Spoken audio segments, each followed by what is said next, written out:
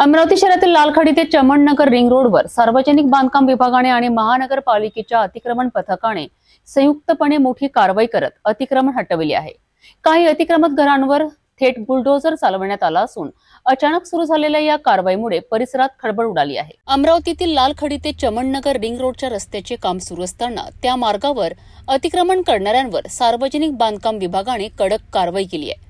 या भागात रस्त्यावरच अनेकांनी अनधिकृतपणे घरे बांधली होती। उपमुख्यमंत्री अजित पवार यांच्या हस्ते या रस्त्यांच्या कामाचं भूमिपूजन गेल्या वर्षी झालं होतं। रस्त्याच्या विस्तारीकरणात अडथळा ठरत असलेल्या या अतिक्रमणावर आधी प्रशासनाने अनेक वेळा नोटिसा पाठवल्या होत्या।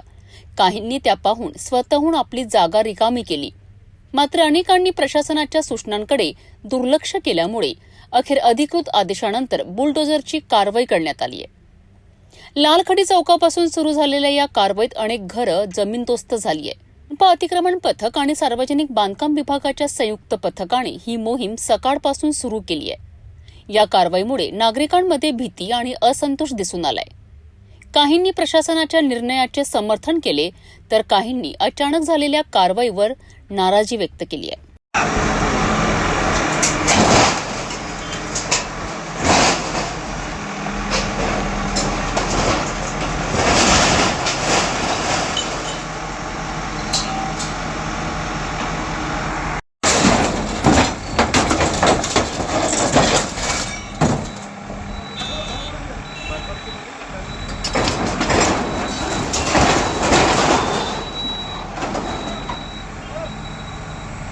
शहराच्या विकासासाठी रस्त्यांची सुधारणा गरजेची असली तरी अतिक्रमण हटवण्याच्या प्रक्रियेत नागरिकांचे पुनर्वसन आणि संवाद महत्त्वाचा ठरतो।